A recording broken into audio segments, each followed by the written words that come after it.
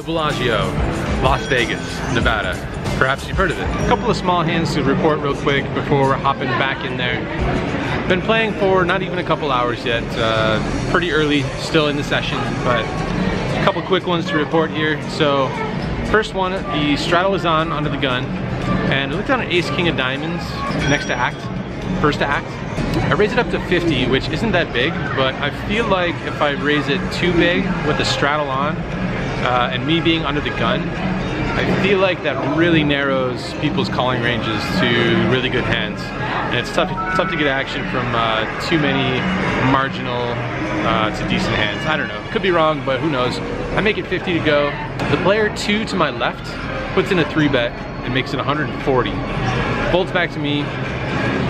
I know this player, not personally, but have played with them plenty. So I go ahead and make a pretty standard flat call here, I think. Flop comes out king, queen, 9 with 2 spades. So we flop top pair, top kicker, but very wet, very connected board. I check it over to him. He bets 140 again. Not too much choice here. Can't fold. Raise seems ridiculous, so I go ahead and call. Turn is the 8 of diamonds, so we pick up the backdoor flush draw to go with our top pair. Check it over to him, and this time he checks back. Kind of happy with that. Happy to see a free river card in this situation.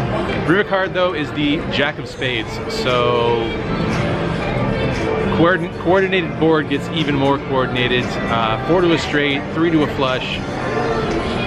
Not super ideal here. I check it over to him, and he checks it back pretty quickly. I show, and he shows his pocket aces.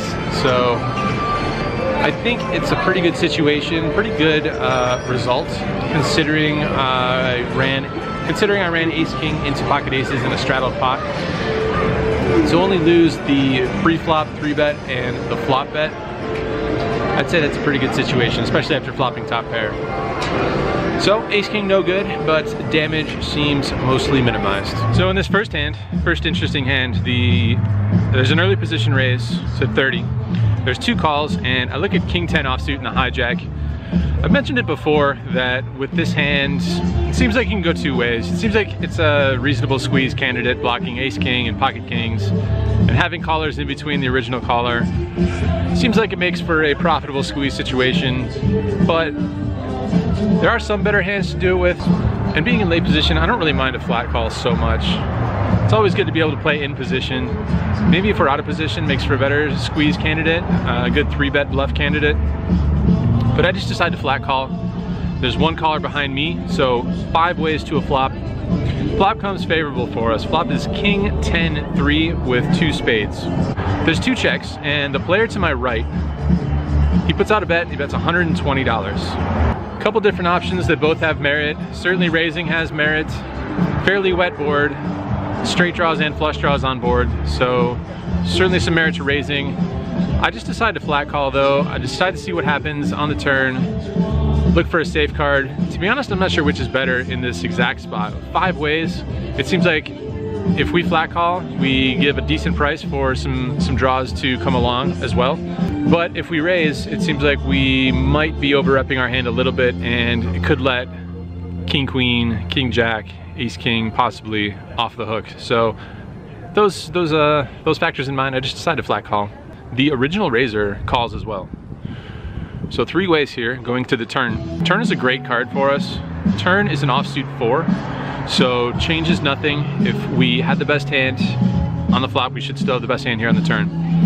We were looking for any card under a 9 that wasn't a spade, or obviously a king or a 10, but we pretty much got what we want here. Offsuit 4, so the initial raiser checks, and the player on my right puts out another bet, and he bets $330 this time.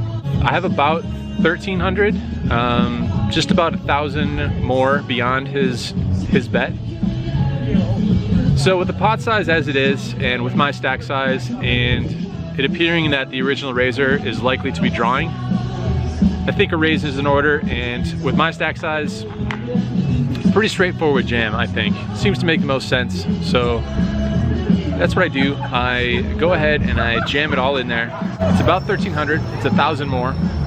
The initial raiser folds, back to the player on my right, goes well into the tank. thinks for a long time. So on one hand, that's good. We fade the snap call. It turns out he doesn't have pocket threes if he's in the tank. So with that in mind, obviously we're definitely rooting for a call now. And he goes into, he's well into the tank, thinking for over a minute, maybe a minute and a half or so. Eventually decides on a call, slides the call out, and he asks if I want to run it once or twice. And as previously mentioned, I'm usually happy to run it twice if they ask. I don't really care either way. I'm not usually one to ask if they want to run it once or twice, but if the other player asks me, then I'm usually happy to do whatever they want to do, because I don't think it matters too much in the long run or at all. So I tell him I don't really care, and he says, well, I'm drawing, so I would prefer to run it twice. So I say that's fine. We run it twice. The first run out, the first river brings the 8 of spades. The second river brings the jack of spades. So initial reaction is those are not the cards we're looking for, considering that he was drawing. But I show my hand, and turns out he shows us queen jack. He actually bricks the run out despite it being spade spade. He bricks his draws, the open-ended straight draw, and that means we scoop the pot. So pretty good sized pot here, gets us all the way unstuck and even a few $100s into the black.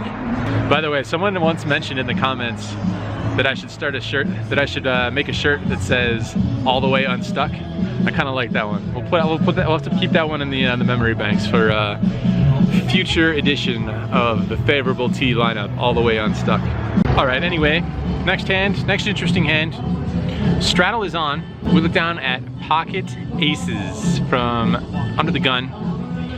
I mean, the straddle is under the gun, but first to act, 2 aces. As mentioned in the first hand that we covered from last night, I feel like when I look down at a good hand from under the gun with the straddle being on, my raise size is going to be inflated a little bit, and it's just going to make my opening range so narrow that it's going to be tough for me to get action if I make the raise too big, I think. So I just make it $50 to go from first position.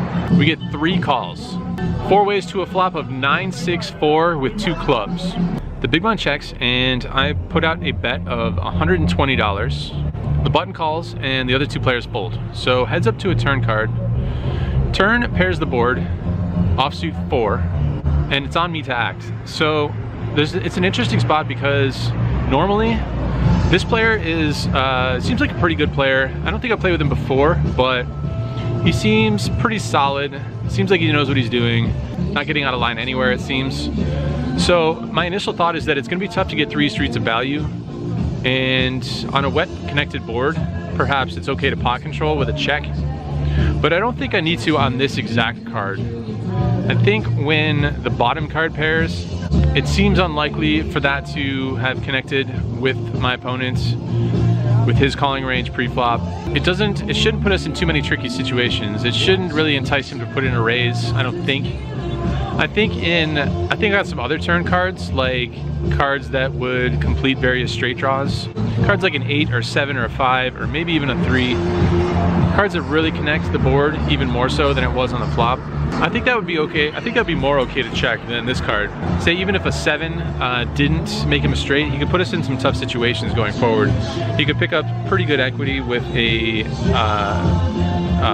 straight draw or a pair plus straight draw or who knows what. And it's gonna be really tough for us to bet call and then check call with 1 pair on those types of turn cards. But 4 seems pretty safe. So I end up checking it, but I don't think I should have. I think I should have just bet it. I think the theory is sound, but I think it's misapplied on this exact card. So I check it and he checks back.